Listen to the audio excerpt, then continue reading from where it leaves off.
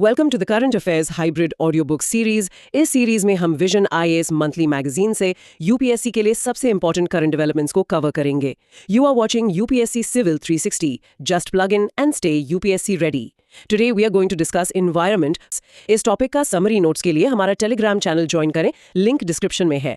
So let's dive deep into the topic. तो चलिए आज की चर्चा शुरू करते हैं UNFCCOP 13 से। सबसे पहले ये हाल ही में खबरों में क्यों था? देखिए, ये चर्चा में इसलिए था क्योंकि United Nations framework convention on climate change की 30th कॉन्फ्रेंस ऑफ पार्टीज यानी COP 13 ब्राजील के बेलम शहर में आयोजित हुई थी। और ये कोई रूटीन मीटिंग नहीं थी। इसकी सिग्निफिकेंस इसलिए भी बढ़ जाती है क्योंकि ये पेरिस एग्रीमेंट की 10th एनिवर्सरी के साथ हुई। अच्छा, तो ये पेरिस एग्रीमेंट की 10वीं सालगिरह पर हुई। ये तो इसे काफी सिंबॉलिक बना देता है। मोर ऑन द न्यूज में और क्या की डिटेल्स हैं जो एस्पिरेंट्स को पता होनी चाहिए? हाँ, कुछ बहुत महत्वपूर्ण बातें हैं। एक तो ये कि इसे अमेज़न रीजन में होस्ट किया गया था, राइट? जिसके कारण इसे 3 खास नाम दिए गए: COP of implementation, COP of truth और forest COP. COP of implementation मतलब इस बार एक्शन पर ज्यादा जोर था। बिल्कुल। दूसरी बात, इसकी टाइमिंग भी बहुत महत्वपूर्ण थी।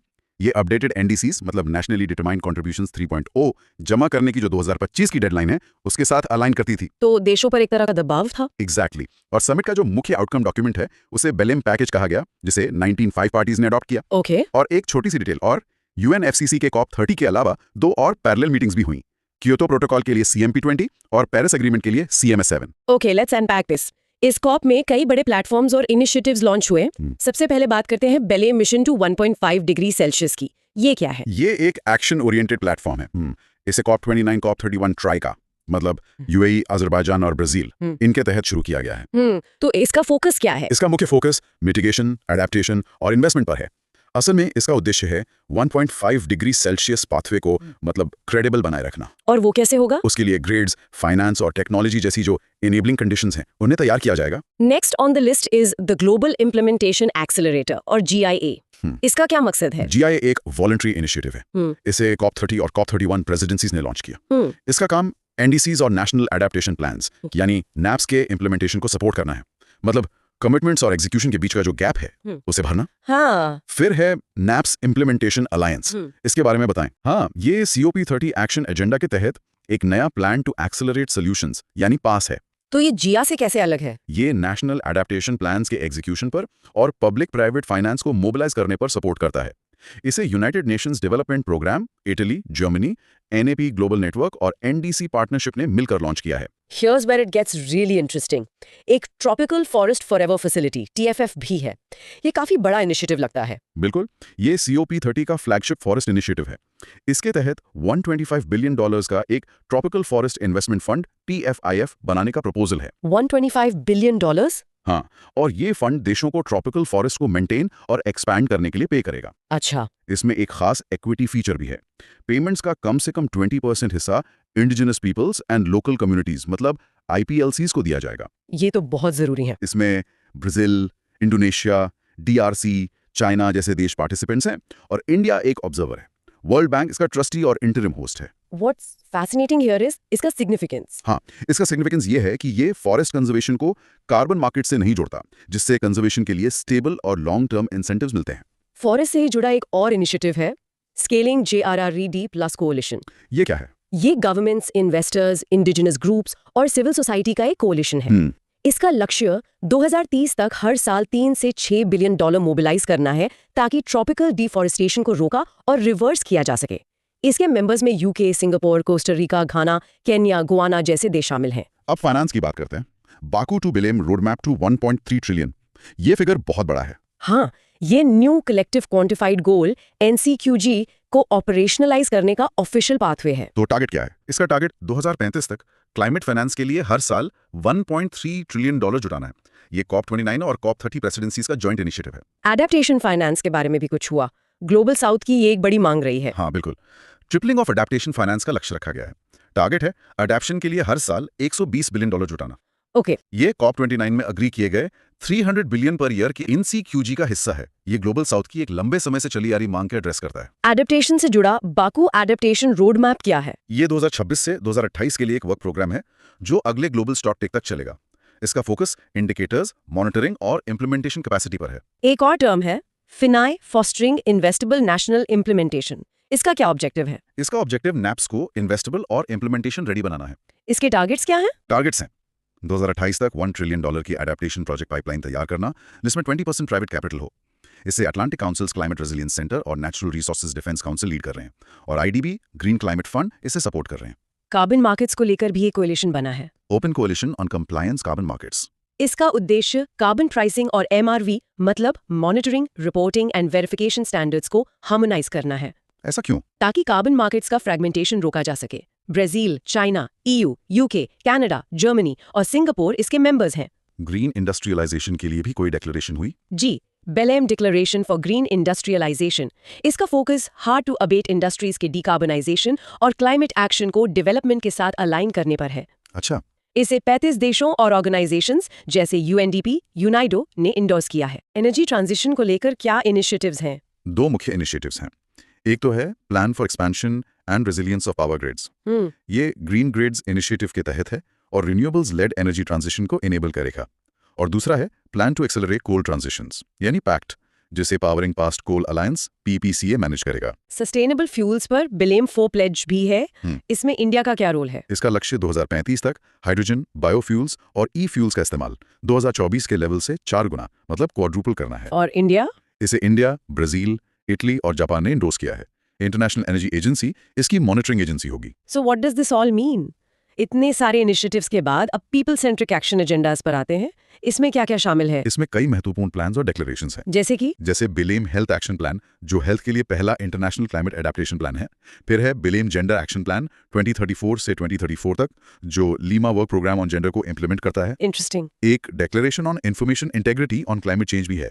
इसमें पहली बार किसी कॉप में क्लाइमेट डिसइन्फॉर्मेशन को रिकॉग्नाइज किया गया है। अच्छा, तो इन्फॉर्मेशन पोल्यूशन को एक बैरियर माना गया है। हाँ, एक स्ट्रक्चरल बैरियर। इसके अलावा Belem declaration on hunger, poverty and climate action है 2030 स्ट्रेटजी, जो क्रूज इनिशिएटिव का हिस्सा है, और call to action on integrated fire management भी है। इन सभी आउटकम्स को देखते हुए COP30 का ओवरऑल सिग्निफिकेंस क्या है? If we connect this to the bigger picture, COP30 के 5 मुख्य सिग्निफिकेंस हैं। पहला, इंप्लीमेंटेशन ओवर प्रोमिसेस। इसमें वादे करने से ज्यादा डिलीवरी और अकाउंटेबिलिटी पर फोकस किया गया। दूसरा है एडेप्टेशन ब्रेक थ्रू। एडेप्टेशन पर क्लियर इंस्टीट्यूशनल और फाइनेंशियल फोकस दिया गया। तीसरा, फॉरेस्ट लीडरशिप। TFF के जरिए एक scalable non market forest finance model पेश किया गया। राइट। चौथा, climate finance overhaul. $1.3 trillion per year का लक्ष्य अब तक का सबसे एम्बिशियस फाइनेंस गोल है। और पांचवा, मल्टीलैटरल रेजिलियंस। जियोपॉलिटिकल टेंशंस के बावजूद कंसेंसस अडॉप्शन हुआ। तो अब वे फॉरवर्ड क्या है? आगे के लिए क्या स्टेप्स सुझाए गए हैं? आगे के लिए कुछ कॉन्क्रीट स्टेप्स है। पहला, स्ट्रेंथनिंग NDCs। NDC 3.0 में economy wide absolute emission reduction targets और इनेबलिंग कंडीशंस जैसे ग्रिड्स, स्टोरेज, फाइनेंस शामिल होने चाहिए। ओके। दूसरा, operationalising adaptation. Global goal on adaptation के इंडिकेटर्स को फाइनलाइज करना होगा, रोबस्ट डेटा और मॉनिटरिंग सिस्टम्स बनाने होंगे। और फाइनेंस के लिए? Climate finance credibility. Develop countries को NCQG में अपने कॉन्ट्रीब्यूशंस को क्लियरली स्पेसिफाई करना होगा और फास्ट स्टार्ट अडेप्टेशन फाइनेंस को पूरा करना होगा। इक्विटी और कॉर्पोरेशन के बारे में क्या? CBDR यानी common but differentiated responsibilities principle को बनाए रखना होगा और UNFCCC WTO डायलॉग के जरिए क्लाइमेट ट्रेड टेंशंस को रिजॉल्व करना होगा। और फॉरेस्ट्स के लिए? Forest and non state action में TFF के कैपिटलाइजेशन गैप को भरना होगा, प्राइवेट प्लेजेस को मेजरेबल एमिशन रिडक्शंस में बदलना होगा और क्लाइमेट गवर्नेंस में पब्लिक पार्टिसिपेशन को इंस्टीट्यूशनलाइज करना होगा। और कंक्लूजन में हम क्या कह सकते हैं? कंक्लूजन ये है कि COP30 ने एम्बिशन से एक्शन की ओर एक डिसाइसिव शिफ्ट को मार्क किया है। बिलारम पैकेज ने अडेप्टेशन फाइनेंस को एक्सपैंड करके, फॉरेस्ट कंजर्वेशन को इंस्टीट्यूशनलाइज करके, क्लाइमेट मिस इन्फॉर्मेशन को एड्रेस करके और एक historic climate finance target set करके पेरिस एग्रीमेंट के ऑपरेशनलाइजेशन को आगे बढ़ाया है। लेकिन COP30 की क्रेडिबिलिटी अंततः इस बात पर निर्भर करेगी कि देश इन फ्रेमवर्क्स को real emissions cuts, resilient communities और इक्विटेबल क्लाइमेट आउटकम्स में बदलते हैं या नहीं। COP30 के कुछ और भी इंपॉर्टेंट आउटकम्स थे, चलिए उन पर एक नजर डालते हैं। पहला है सिस्टमैटिक ऑब्जर्वेशन इम्पैक्ट बॉन्ड। ये क्या है? इसे systematic observations financing facility SOFF ने लॉन्च किया, जो UNEP, WMO और UNDP द्वारा बनाया गया एक UN फंड है। अच्छा। ये वेदर और क्लाइमेट डेटा पर दुनिया का पहला इम्पैक्ट बॉन्ड है। ये रेजिलियंस और अर्ली वार्निंग्स को मजबूत करने के लिए एक फाइनेंस इंस्ट्रूमेंट है, जिसका लक्ष्य 2026 के अंत तक USD 200 मिलियन जुटाना है। और इसका सिग्निफिकेंस ये है कि ये 30 लीस्ट डेवलप्ड कंट्रीज और स्मॉल आइलैंड डेवलपिंग स्टेट्स को global basic observing network GBON standards को पूरा करने में मदद करेगा। अगला है क्लाइमेट एंड हेल्थ फंडर्स कोalition या CHFC। हाँ, इसे ब्लूमबर्ग फिलैंथ्रोपीज और गेट्स फाउंडेशन जैसे प्राइवेट, इंस्टीट्यूशनल और इंडिविजुअल फंडर्स ने लॉन्च किया है। उन्होंने क्लाइमेट चेंज और हेल्थ पर उसके कॉन्सिक्वेंसेस से निपटने के लिए इंटीग्रेटेड एक्शन के लिए शुरुआती 300 मिलियन कमिट किए हैं। उनका immediate focus extreme heat, air pollution, climate sensitive infectious diseases और डिसीजन मेकर्स के लिए critical climate and health data पर है। Plan to accelerate the solution, PAS on multi level governance के बारे में बताएं। इसे COP30 प्रेसिडेंसी, ब्राजील की ministries of environment and cities और UN हैबिटेट ने कोऑर्डिनेट किया है। इसका टारगेट 2028 तक 100 देशों और 2030 तक 120 देशों के नेशनली डिटर्मिन्ड कंट्रीब्यूशंस में मल्टी लेवल गवर्नेंस स्ट्रक्चर्स को इंटीग्रेट करना है। ग्लोबल मोटिनो against extreme heat, beat the heat implementation drive क्या है? इसे COP30 प्रेसिडेंसी और UENP लेड कूल कोएलिशन ने लॉन्च किया है। इसमें 185 शहर हीट एक्शन प्लान्स और नेचर बेस्ड सॉल्यूशंस जैसे अर्बन फॉरेस्ट्स, ग्रीन रूफ्स को इंप्लीमेंट करने के लिए जुड़े हैं। इसका स्केल क्या है? इसका उद्देश्य दुनिया भर में 3.5 बिलियन लोगों के लिए हीट रिस्क्स को कम करना और 2030 तक 50 नेशनल एडेप्टेशन फ्रेमवर्क्स में सॉल्यूशंस को इंटीग्रेट करना है। इसके अलावा 72 देशों ने ग्लोबल कूलिंग प्लेज को एंडोर्स किया है। फूड वेस्ट ब्रेक थ्रू का क्या लक्ष्य है? इसे UNEP लीड कर रहा है और Marrakesh partnership for global climate action के तहत 2030 क्लाइमेट सोल्यूशन के रूप में लॉन्च किया गया है। टारगेट क्या है? इसका टारगेट ग्लोबल फूड वेस्ट को आधा करना है, जिससे 2030 तक मीथेन एमिशंस में 7% तक की कमी आ सकती है। इसे ग्लोबल एनवायरनमेंट फैसिलिटी से $3 मिलियन की फंडिंग सपोर्ट मिली है। ब्राजील, जापान और UK इसके कंट्री चैंपियंस हैं। कुछ और quick updates. Oceans breakthroughs dashboard क्या है? ये एक टूल है जो 5 ocean sectors, marine conservation, renewable energy, shipping, aquatic food और कोस्टल टूरिज्म में प्रोग्रेस को ट्रैक करता है। ये सेक्टर्स 2050 तक एमिशंस को 35% तक कम करने में मदद कर सकते हैं। वन ओशन पार्टनरशिप, ये रीजनरेटिव सीस्केप्स का एक ग्लोबल नेटवर्क है जिसे रीजनरेटिव ब्लू इकोनॉमी के लिए कम से कम $20 बिलियन मोबिलाइज करने के लिए डिजाइन किया गया है। Marine biodiversity and ocean health, MBOH toolkit. ये एक टूल है जो स्टेक होल्डर्स को मरीन बायोडाइवर्सिटी और इकोनॉमिक रेजिलियंस की रक्षा के लिए इन्फॉर्म्ड एक्शन लेने में सक्षम बनाता है। No organic waste, NOW initiative. Global methane hub द्वारा सपोर्टेड ये 2030 तक ऑर्गेनिक वेस्ट से होने वाले मीथेन एमिशंस में 30% की कटौती करने के लिए कमिट करता है। Indigenous land tenure commitments, ILTC। इसे लैटिन अमेरिका, अफ्रीका, एशिया और पैसिफिक के 15 गवर्नमेंट्स ने लॉन्च किया है। इसका लक्ष्य इंडिजिनस और एफ्रो डिसेंडेंट ग्रुप्स के लिए 160 मिलियन हेक्टेयर्स भूमि के ओनरशिप और प्रोटेक्शन को आगे बढ़ाना है। Global carbon harvest coalition. इसे ब्राजील, इंडिया और केन्या के नेशनल एग्रीकल्चरल रिसर्च इंस्टीट्यूशंस ने लॉन्च किया है। ये सॉइल ऑर्गेनिक कार्बन, बायोचार और एनहांस्ड रॉक वेदरिंग पर फील्ड रिसर्च को एक्सेलरेट और स्केल करेगा। Brazilian sustainable taxonomy, BST। इसे सस्टेनेबल इन्वेस्टमेंट्स को डिफाइन करने के लिए लॉन्च किया गया। Integrated forum on climate change and trade, IFCCT। इसे देशों को ट्रेड को एक जस्ट, सस्टेनेबल और इंक्लूसिव ट्रांजिशन का ड्राइवर बनाने के लिए प्रैक्टिकल अप्रोचेस एक्सप्लोर करने में मदद करने के लिए एस्टैब्लिश किया गया है। और अंत में utilities for net zero alliance, UNESA। इसे COP28 में एस्टैब्लिश किया गया था। इसने COP30 में अपने एनुअल इन्वेस्टमेंट टारगेट्स को बढ़ाकर $148 बिलियन कर दिया है। इसके मेंबर्स 2030 तक क्लीन एनर्जी एक्सपैंड करने और पावर ग्रिड्स को मॉडर्नाइज करने के लिए कलेक्टिवली लगभग $1 ट्रिलियन इन्वेस्ट करने का लक्ष्य रखते हैं। तो सबसे पहले ये समझना जरूरी है कि ये टॉपिक खबरों में क्यों है। हाँ, तो हुआ ये कि ब्राजील के बेलम शहर में UNFCCC की COP30 बैठक हुई। अच्छा। और इसमें भारत का जो निगोशिएटिंग पोस्चर था वो काफी मजबूत और साफ था। किस चीज पे फोकस था? देखिए, फोकस 3 चीजों पर था। पहला तो इम्प्लीमेंटेशन, जो वादे किए गए हैं वो पूरे हों। राइट। दूसरा क्लाइमेट जस्टिस, मतलब जलवायु न्याय, उसे जमीन पर उतारा जाए। राइट। और तीसरा डेवलपिंग कंट्रीज के हितों की रक्षा हो। ये एक बहुत ही स्ट्रेटेजिक स्टैंड लगता है। बिल्कुल। और जाहिर है इतनी बड़ी ग्लोबल स्टेज पर भारत अकेले तो अपनी बात नहीं रख रहा होगा। किन समूहों या प्लेटफॉर्म्स के जरिए भारत ने अपनी आवाज बुलंद की? आपने सही सवाल पूछा। भारत ने अपनी बात रखने के लिए G77+ चाइना, बेसिक और LMDC जैसे ग्रुप्स का इस्तेमाल किया। ओके। और इन सभी समूहों की बातचीत का जो आधार था वो 2 नॉन निगोशिएबल प्रिंसिपल्स थे। कौन से? इक्विटी यानी समानता और फेयरनेस यानी निष्पक्षता। भारत ने साफ कर दिया कि इन सिद्धांतों पर कोई समझौता नहीं होगा। ये कई सारे नाम आ गए, G77, LMDC, बेसिक। ये नेगोशिएटिंग ब्लॉक्स आखिर हैं क्या, और इनके फोकस में क्या अंतर है? एक एक करके समझते हैं। जरूर। सबसे पहले है G77 यानी ग्रुप ऑफ 77। जी। नाम में 77 है, लेकिन आज इसमें एशिया, अफ्रीका और लैटिन अमेरिका के 134 विकासशील देश शामिल हैं। अच्छा, ये तो डेवलपिंग कंट्रीज का सबसे बड़ा कोएलिशन हुआ। बिल्कुल। और इसका मुख्य फोकस है डेवलपमेंट इक्विटी, क्लाइमेट फाइनेंस और टेक्नोलॉजी ट्रांसफर पर। और LMDC, आपने उसे एक ज्यादा हार्डलाइन सब ग्रुप कहा था, इसका क्या मतलब हुआ? हाँ, LMDC मतलब लाइक माइंडेड डेवलपिंग कंट्रीज। ये G77 के भीतर ही एक समूह है, लेकिन इसका रुख थोड़ा ज्यादा सख्त है। इसमें कौन कौन है? इसमें भारत, चीन, ईरान, बोलीविया जैसे देश हैं। इनका खास फोकस है CBDRRC के सिद्धांत की स्ट्रिक्ट इंटरप्रिटेशन पर। अच्छा। मतलब ये इस बात का पुरजोर विरोध करते हैं कि विकसित देश अपनी जिम्मेदारियों को डाइल्यूट करने की कोशिश करें। राइट। और तीसरा ग्रुप बेसिक। बेसिक में 4 प्रमुख उभरती अर्थव्यवस्थाएं हैं, ब्राजील, साउथ अफ्रीका, इंडिया और चाइना।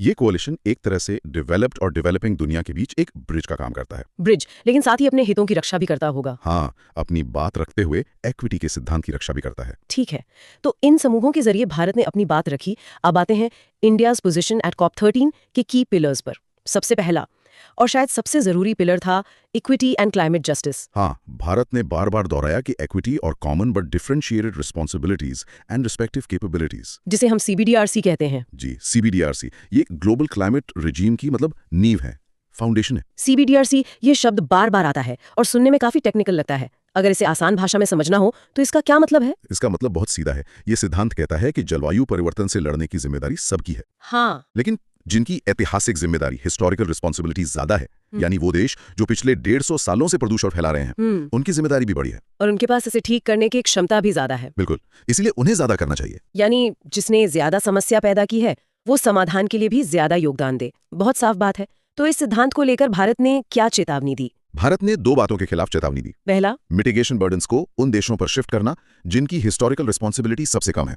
और दूसरा, फाइनेंस डाइल्यूशन या ट्रेड मेजर्स जैसे इनडायरेक्ट तरीकों से क्लाइमेट ऑब्लिगेशंस को फिर से लिखने की कोशिश करना। ये तो सीधे तौर पर नॉर्थ साउथ डिवाइड के मुद्दे से जुड़ता है। एकदम ठीक है, तो पहला पिलर था न्याय और समानता, लेकिन न्याय की बात तब तक अधूरी है जब तक उसे लागू करने के लिए संसाधन ना हो। बिल्कुल, और यहीं पर दूसरा पिलर आता है, climate finance as a legal obligation. ये एक बहुत बड़ा स्टेटमेंट है। बहुत बड़ा, और भारत का स्टैंड यहाँ बहुत दिलचस्प है।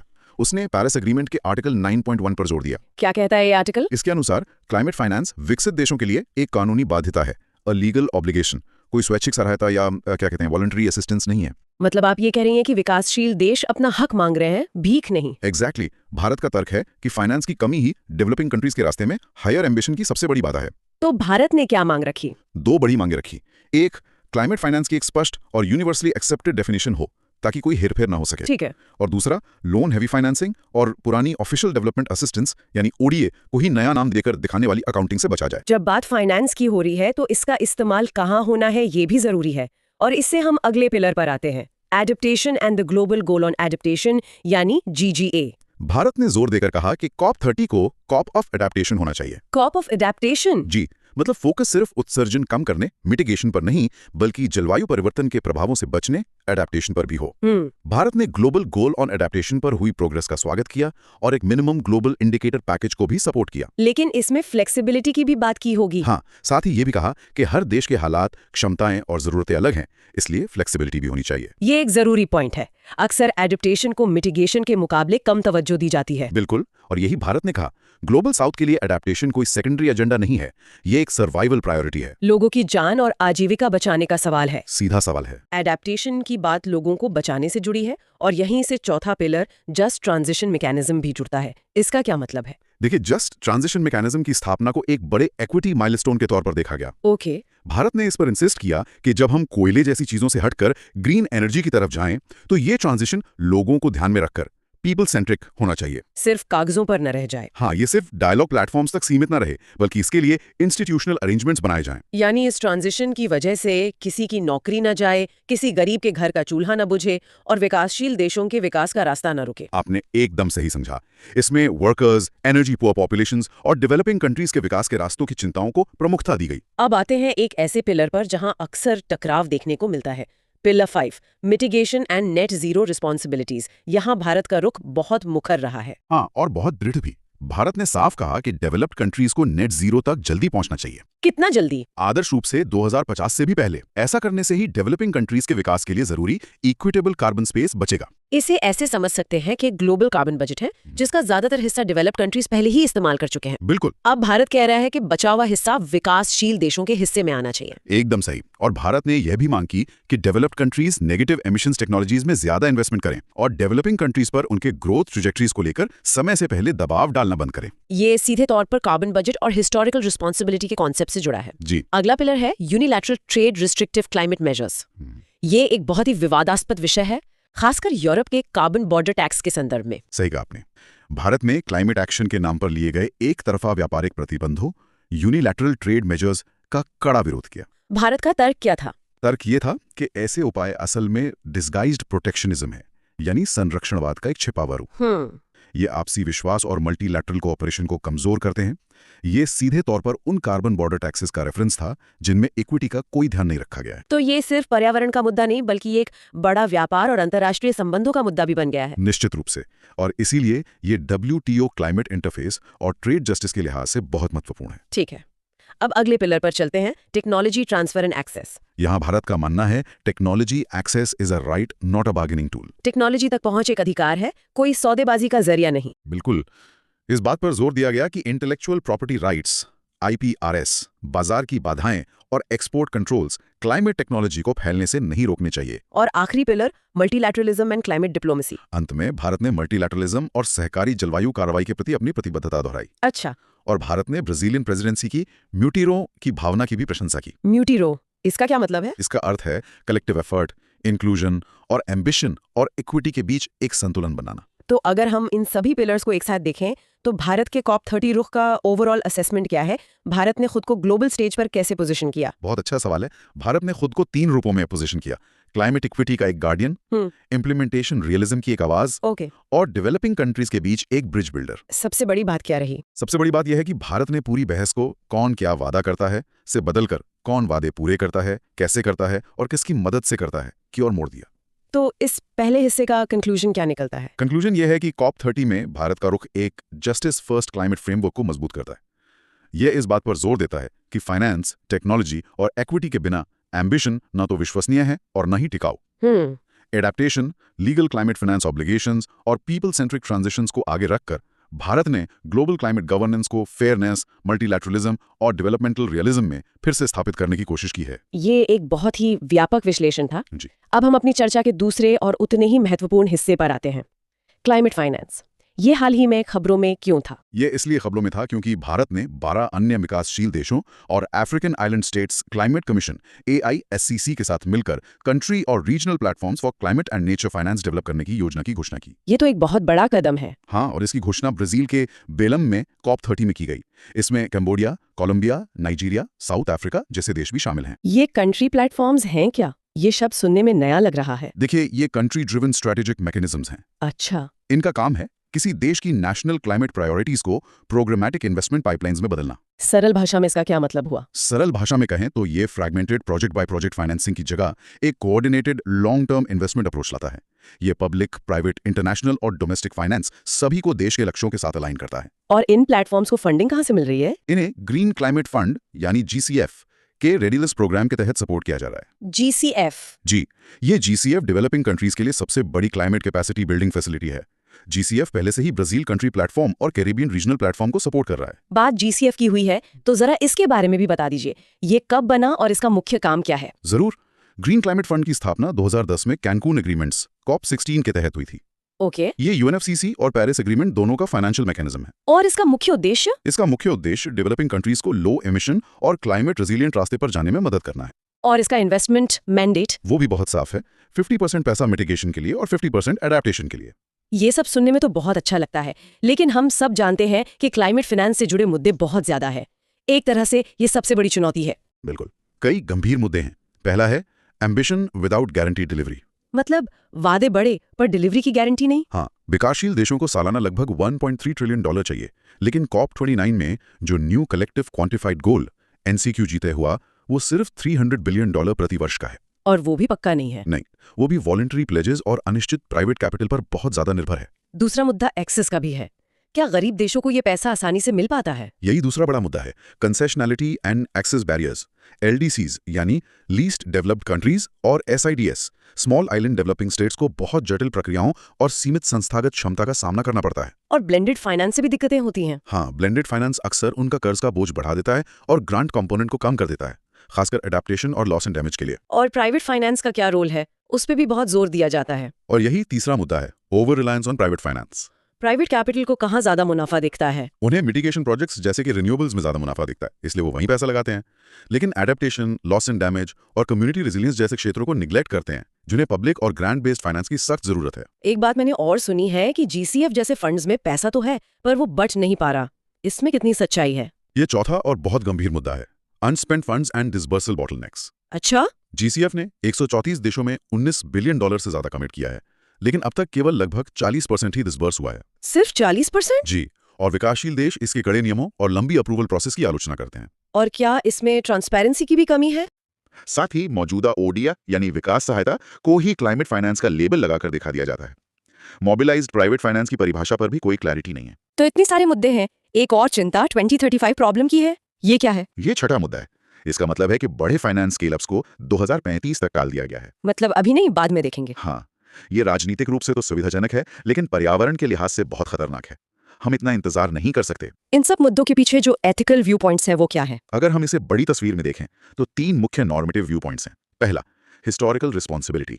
डेवलप्ड कंट्रीज ऐतिहासिक रूप से ज्यादा जिम्मेदार हैं, लेकिन पब्लिक फाइनेंस देने में पीछे हैं। दूसरा, डिस्ट्रीब्यूशनल इनइक्वालिटी। LDCs, SIDS और इंडिजिनस पीपल्स सबसे कम संसाधनों के साथ सबसे ज्यादा जलवायु जोखिमों का सामना कर रहे हैं। और तीसरा, इंटरजेनरेशनल एक्विटी। आज फाइनेंस देने में देरी करने का मतलब है कि भविष्य की पीढ़ियों के लिए एडेप्टेशन और रिकवरी की लागत कई गुना बढ़ जाएगी। अब इस ग्लोबल कॉन्टेक्स्ट को भारत पर लागू करते हैं। Climate finance and India. Bharat की जरूरतें कितनी हैं और हम उन्हें पूरा करने के लिए क्या कर रहे हैं? तेरी के अनुमानों के अनुसार भारत को नेट जीरो बाय 2070 के लक्ष्य के लिए लगभग $10.1 ट्रिलियन की जरूरत है। $10 ट्रिलियन? जी। और सिर्फ 2030 तक के NDC टारगेट्स को पूरा करने के लिए ही करीब $2.5 ट्रिलियन चाहिए। ये तो बहुत बड़ी रकम है। इसे जुटाने के लिए भारत ने डोमेस्टिकली क्या कदम उठाए हैं? भारत ने कई महत्वपूर्ण कदम उठाए हैं। पहला है सॉवरेन ग्रीन बॉन्ड्स SGRBs जारी करना। अच्छा। दूसरा है carbon credit trading scheme CTCS, जिसके तहत इंडियन कार्बन मार्केट ICM की स्थापना की गई है। RBI ने भी कुछ किया है? हाँ, तीसरा, RBI ने भी बैंक्स और NBFCs के लिए क्लाइमेट रिस्क डिस्क्लोजर फ्रेमवर्क का ड्राफ्ट जारी किया है और ग्रीन वॉशिंग रोकने के लिए ग्रीन डिपॉजिट्स का फ्रेमवर्क बनाया है। और गिफ्ट सिटी का क्या रोल है? वो चौथा कदम है। गुजरात की IFSC गिफ्ट सिटी भी ग्लोबल कैपिटल अट्रैक्ट करने के लिए एक सस्टेनेबल फाइनेंस हब के रूप में उभर रही है। ये सब बहुत अच्छे प्रयास है। तो अंत में भारत और दूसरे विकासशील देशों के लिए वे फॉरवर्ड क्या है? आगे क्या किया जाना चाहिए? यह एक जरूरी सवाल है। सबसे पहले प्रेडिक्टेबल पब्लिक फाइनेंस सुनिश्चित करना होगा। राइट। दूसरा, कंसेशनैलिटी की रक्षा करनी होगी, यानी एडाप्टेशन और L&D के लिए ग्रांट्स दिए जाएं और कर्ज बढ़ाने वाले इंस्ट्रूमेंट से बचा जाए। ठीक है। तीसरा, अकाउंटिंग रूल्स को स्टैंडर्डाइज करना होगा। चौथा, डोमेस्टिक फ्रेमवर्क्स को मजबूत करना होगा। और पांचवा, बैंकेबल लेकिन इक्विटेबल पाइपलाइंस बनानी होंगी। और छठा, साउथ साउथ कोऑपरेशन को बढ़ावा देना होगा। तो इस पूरी चर्चा का कंक्लूजन क्या निकलता है? कंक्लूजन ये है कि ये country platform initiative global south द्वारा क्लाइमेट फाइनेंस आर्किटेक्चर पर लीडरशिप हासिल करने का एक निर्णायक प्रयास है। अच्छा। COP30 ने राजनीतिक गति और कुछ अच्छे इंस्ट्रूमेंट्स तो दिए हैं, लेकिन अब क्रेडिबिलिटी पूरी तरह से इम्प्लीमेंटेशन, ट्रांसपेरेंसी और कंसेशनल डिलीवरी पर निर्भर करती है। क्लाइमेट फाइनेंस को सच में ट्रांसफॉर्मेटिव बनाने के लिए इसे प्रिडिक्टेबल, पब्लिक, इक्विटेबल और नॉन डेट क्रिएटिंग होना चाहिए, ताकि ये कमजोर देशों पर बोझ न बने बल्कि उनकी सुरक्षा करे। हाल ही में commission for air quality management यानी CAQM ने पूरे NCR में ग्रेडेड रिस्पांस एक्शन प्लान, जिसे हम GRAP भी कहते हैं, उसका स्टेज 3 लागू कर दिया। और ये घटना हमें फिर से याद दिलाती है कि हमारे शहरों में एयर पोल्यूशन कोई टेम्परेरी प्रॉब्लम नहीं रही, ये एक स्ट्रक्चरल इशू बन चुका है। सही कहा आपने। चलिए सबसे पहले इसी ग्रेडेड रिस्पांस एक्शन प्लान यानी GRAP को समझते हैं। हाँ, ये है क्या असल में? देखिए, इसका नेचर जो है वो एक इमरजेंसी रिस्पांस मैकेनिज्म का है। मतलब ये कोई परमानेंट सोल्यूशन नहीं है। अच्छा, एक इमरजेंसी मेजर है। हाँ, ये सीधा सीधा दिल्ली NCR के एयर क्वालिटी इंडेक्स मतलब AQI लेवल से जुड़ा हुआ है। जैसे ही हवा खराब होती है, ये एक्टिवेट हो जाता है। और इसे लागू कौन करता है? इसकी अथॉरिटी CAQM के पास है और इसका जेनेसिस मतलब इसकी शुरुआत सुप्रीम कोर्ट के निर्देशों पर हुई थी। एक बहुत फेमस केस था MC Mehta versus union of India. अच्छा, तो इसके स्टेजेस कैसे काम करते हैं? आपने AQI लेवल्स की बात की। हाँ, इसके 4 स्टेजेस हैं।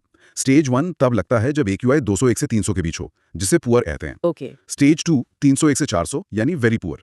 स्टेज 3 जो अभी लगा है वो 401 से 450 मतलब सीवियर कैटेगरी में आता है। और सबसे खतरनाक? वो है स्टेज 4 सिवियर प्लस, जब AQI 451 के भी पार चला जाए। इसमें जो मेजर्स हैं वो बहुत स्ट्रिक्ट होते हैं, जैसे कंस्ट्रक्शन, वाहनों की आवाजाही, स्कूल, इन सब पर धीरे धीरे करके प्रतिबंध लगाए जाते हैं। ये आंकड़े वाकई चिंताजनक हैं।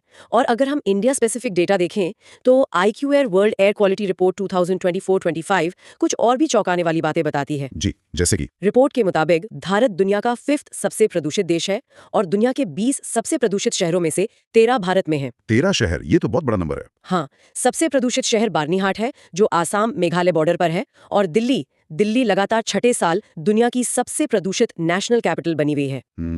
ये डेटा दिखाता है कि प्रॉब्लम कितनी गहरी है। और एक और बात, भारत के लगभग 35% शहरों में PM 2.5 का लेवल WHO की एनुअल गाइडलाइन से 10 गुना ज्यादा है। तो okay, let's unpack this. Bharat में इस शहरी वायु प्रदूषण के क्या कारण हैं? मतलब प्रॉब्लम की जड़ कहाँ है? हाँ, कारणों को समझना बहुत जरूरी है। देखिए, इसके कई कारण हैं।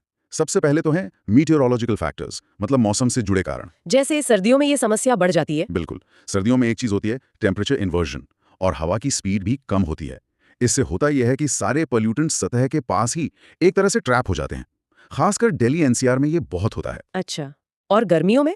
प्री मानसून सीजन में थार डेजर्ट और मिडिल ईस्ट से धूल भरी हवाएं आती हैं, जो नॉर्दर्न सिटीज को प्रभावित करती हैं। तो ये तो हुए कुदरती कारण। अब आते हैं अर्बन और इंडस्ट्रियल सोर्सेज पर। हाँ, जो असली वजह हैं, इसमें इंडस्ट्रीज हैं जैसे सीमेंट, स्टील, रिफाइनरीज और ईंट के भट्ठे।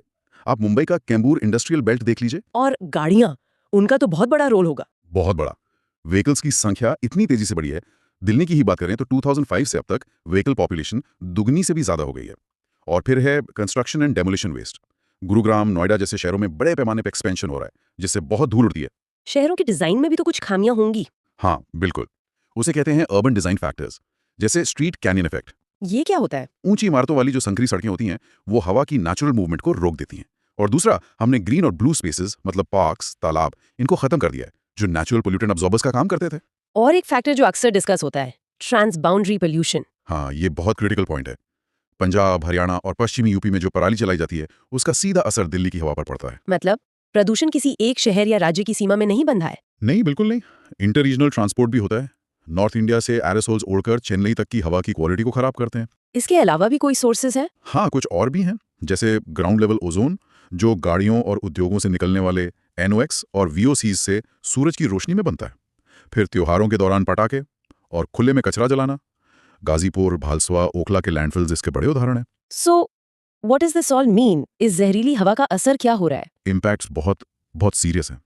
सबसे पहले तो health impacts, respiratory infections, asthma, हृदय रोग, आंखों में जलन, ये सब आम हो गया है। हाँ, ये तो हम सब महसूस करते हैं। Centre for research on energy and clean air की एक रिपोर्ट के मुताबिक दिल्ली में 2023 में हुई कुल मौतों में से लगभग 15% वायु प्रदूषण से जुड़ी थी। 15%? ये तो बहुत ज्यादा है।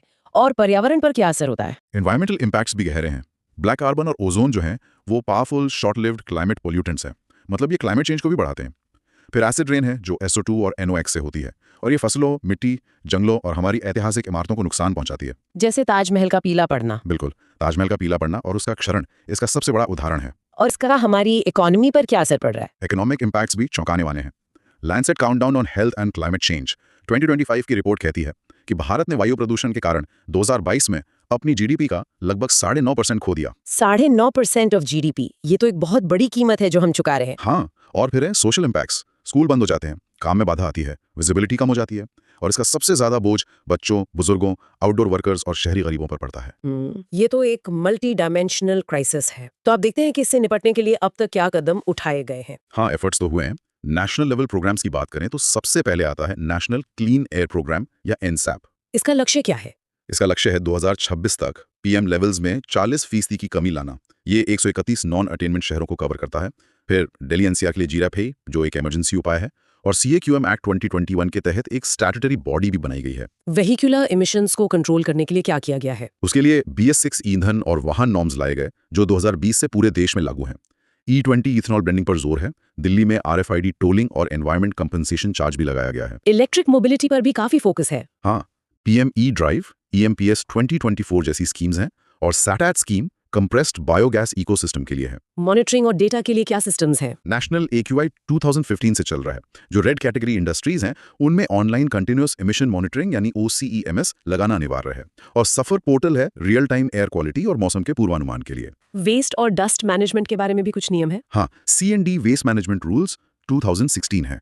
जो पुराने लैंडफिल्स हैं, उनका बायो माइनिंग और बायो रेमेडिएशन किया जा रहा है, और NCR में ईंट भट्टों के लिए जिगजैग टेक्नोलॉजी को मैंडेटरी कर दिया गया है। तो इतने सारे कदमों के बावजूद जमीन पर असर क्यों नहीं दिख रहा? चैलेंजेस क्या हैं? सबसे बड़ी चुनौती है पॉलिसी और गवर्नेंस की। जैसा हमने पहले बात की, पोल्यूशन का नेचर ट्रांसबाउंडरी है, लेकिन हमारी प्लानिंग स्टेट सेंट्रिक है। मतलब कोऑर्डिनेशन की कमी। बिल्कुल, केंद्र, राज्य, CPCB, SPCB और शहरी निकायों के बीच समन्वय की कमी है। और हमारा अप्रोच बहुत रिएक्टिव है। हम GRAP और स्मॉग टावर्स पर ज्यादा फोकस करते हैं, प्रिवेंटिव प्लानिंग पर नहीं। एनफोर्समेंट भी एक बड़ा इशू है। Weak enforcement. पराली जलाना, इलीगल कंस्ट्रक्शन, पुराने बॉयलर्स का चलना, ये सब आज भी जारी है। मॉनिटरिंग में भी कुछ गैप्स हैं क्या? हाँ, मॉनिटरिंग एंड स्टैंडर्ड्स गैप्स भी हैं। छोटे शहरों में PM 2.5 और PM 10 की मॉनिटरिंग की कमी है और हमारे स्टैंडर्ड्स भी बहुत लैक्स हैं। भारत के जो national ambient air quality standards यानी NAQS है, वो WHO की गाइडलाइंस से काफी कमजोर है। अच्छा, ये एक बहुत इंपॉर्टेंट पॉइंट है, जरा इस पर विस्तार से बताइए। Here's where it gets really interesting. जब हम भारत के NAQS की तुलना WHO के 2021 के दिशा निर्देशों से करते हैं तो फर्क साफ दिखता है। जैसे PM 2.5 के लिए PM 2.5 जो सबसे खतरनाक कण है, उसके लिए WHO की एनुअल गाइडलाइन है 5 माइक्रोग्राम्स पर क्यूबिक मीटर। सिर्फ 5। और भारत का NAQS है 40 माइक्रोग्राम्स पर क्यूबिक मीटर, मतलब 8 गुना ज्यादा। 8 गुना। तो जिस हवा को हम ठीक ठाक मान रहे हैं वो WHO के हिसाब से बेहद खतरनाक है। बिल्कुल, यही हाल PM 10 का है। WHO की लिमिट है 15, हमारी है 60, 4 गुना ज्यादा। नाइट्रोजन डाइऑक्साइड के लिए WHO की लिमिट 10 है, हमारी 40 है। ये दिखाता है कि हमारे स्टैंडर्ड्स ही हेल्थ बेस्ड नहीं है। ये तो वाकई में एक फंडामेंटल प्रॉब्लम है। इसके अलावा और क्या स्ट्रक्चरल कंस्ट्रेंट्स है? देखिए, पब्लिक ट्रांसपोर्ट में EVs को अपनाने की गति बहुत धीमी है शंजन जैसे शहरों के मुकाबले। हमारी ऊर्जा आज भी कोयले पर बहुत ज्यादा निर्भर है। हाँ, ये तो है। और जो MSMEs हैं, उनके पास पोल्यूशन कंट्रोल टेक्नोलॉजीज लगाने के लिए कैपिटल नहीं होता और एक तरह की उदासीनता भी है जनता में। This raises an important question. तो फिर आगे का रास्ता क्या है? What is the way forward? सबसे पहले तो एग्रीकल्चरल रेजिड्यू मैनेजमेंट पर काम करना होगा। किसानों को पराली के लिए MSP लिंक्ड इंसेंटिव्स देने होंगे। मतलब पराली को बोझ से एसिड बनाना होगा। Exactly. Real time crop mapping और एक नेशनल बायो एनर्जी पॉलिसी की जरूरत है। दूसरा, गवर्नेंस रिफॉर्म्स। NCR को स्टैट्यूटरी बैकिंग देनी होगी ताकि वो सिर्फ एडवाइजरी ना रहे। और एयर शेड बेस्ड प्लानिंग। हाँ, एडमिनिस्ट्रेटिव बाउंड्री से हटकर एयर शेड बेस्ड प्लानिंग करनी होगी। NCR और इंडो गैंगेटिक प्लेन के लिए रीजनल क्लीन एयर काउंसिल्स बनाने होंगे। इकोनॉमिक और टेक्नोलॉजिकल मेजर्स के बारे में क्या? AI और ML बेस्ड पोल्यूशन फोरकास्टिंग और सोर्स एट्रीब्यूशन का इस्तेमाल करना होगा। ग्रीन बॉन्ड्स और पोल्यूशन टैक्सेस के जरिए प्रिडिक्टेबल फंडिंग सुनिश्चित करनी होगी और EV और रिन्यूएबल इन्वेस्टमेंट्स को डी रिस्क करना होगा। क्या हमारे पास कुछ बेस्ट प्रैक्टिसेस हैं इंडिया या ग्लोबल जिन्हें हम अपना सकते हैं? हाँ, बिल्कुल है। भारत में ही सूरत का एमिशंस ट्रेडिंग सिस्टम एक बहुत अच्छा मॉडल है जिसने इंडस्ट्रियल PM को 20-30% तक कम किया। अच्छा, अर्बन ग्रीनिंग में तिरुनेलवेली में मियावाकी फॉरेस्ट ने लोकल PM 2.5 को कम किया है। और ट्रांसपोर्ट में तो दुनिया में बहुत उदाहरण है। जैसे कि लंदन में कंजेशन प्राइसिंग है, पेरिस में कार फ्री डेज होते हैं, एम्स्टर्डम 2030 तक फॉसिल फ्यूल व्हीकल बैन करने जा रहा है और बीजिंग ने तो अपने पब्लिक ट्रांसपोर्ट को इलेक्ट्रिक कर दिया है। तो कंक्लूजन ये है कि ये एक कॉम्प्लेक्स, मल्टी सेक्टरल और ट्रांस बाउंड्री क्राइसिस है। हाँ, और स्थायी सुधार के लिए हमें एपिसोडिक इमरजेंसी रिस्पॉन्सेज से हटकर एक निरंतर, डेटा ड्रिवन और एयरशेड बेस्ड गवर्नेंस मॉडल की ओर बढ़ना होगा। मजबूत संस्थान, स्वच्छ ऊर्जा, बेहतर शहरी डिजाइन और व्यवहार में बदलाव, ये सब मिलकर ही हमें स्वच्छ हवा का संवैधानिक अधिकार दिला सकते हैं। तो ये तो थी वायु प्रदूषण की एक थोड़ी निराशाजनक तस्वीर। अब एक पॉजिटिव डेवलपमेंट की ओर बढ़ते हैं। 2025 में भारत ने अपने एनर्जी ट्रांजिशन में 2 बहुत बड़े मील के पत्थर हासिल किए हैं। हाँ, ये खबर वाकई में एक उम्मीद जगाती है। तो वाई इन द न्यूज पहला, रिन्यूएबल एनर्जी ने जुलाई 2025 में कुल बिजली की मांग का 51.5% पूरा किया। आधे से ज्यादा, ये बहुत बड़ी बात है। और दूसरा, सितंबर 2025 तक हमारी इंस्टॉल्ड इलेक्ट्रिसिटी कैपेसिटी में नॉन फॉसिल फ्यूल स्रोतों की हिस्सेदारी 51% तक पहुंच गई। इसका मतलब है कि भारत ने अपना NDC बिजली क्षमता का लक्ष्य समय से 5 साल पहले ही हासिल कर लिया।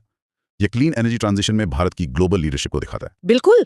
तो सबसे पहले ये रिन्यूएबल एनर्जी या RE है क्या? देखिए, RE वो ऊर्जा है जो नेचुरली रिप्लेनिश होने वाले स्रोतों से मिलती है, मतलब जिनका इस्तेमाल उनकी फिर से बनने की दर से धीमा होता है। जैसे सोलर एनर्जी, विंड एनर्जी। हाँ, solar, wind, hydro power, bio energy, geothermal और ओशन या टाइडल एनर्जी इसके मेजर RE सोर्सेज हैं। तो भारत के प्रमुख नवीकरणीय ऊर्जा लक्ष्य क्या हैं? हमारे नेशनली डिटर्मिन्ड कॉन्ट्रीब्यूशंस यानी NDCs जो 2022 में अपडेट हुए थे, उनके अनुसार 2030 तक नॉन फॉसिल फ्यूल स्रोतों से 50% cumulative electric power installed capacity हासिल करनी थी, जिसे हमने 2025 में ही हासिल कर लिया। जी हाँ। इसके अलावा हमारे पंचमृता कमिटमेंट्स भी हैं 2030 तक के लिए। वो क्या है? जैसे कुल ऊर्जा जरूरतों का 50% रिन्यूएबल से पूरा करना, 500 गीगावाट नॉन फॉसिल फ्यूल क्षमता हासिल करना और 2070 तक नेट जीरो एमिशंस हासिल करना। What's fascinating here is Bharat के रिन्यूएबल एनर्जी सेक्टर की वर्तमान स्थिति क्या है?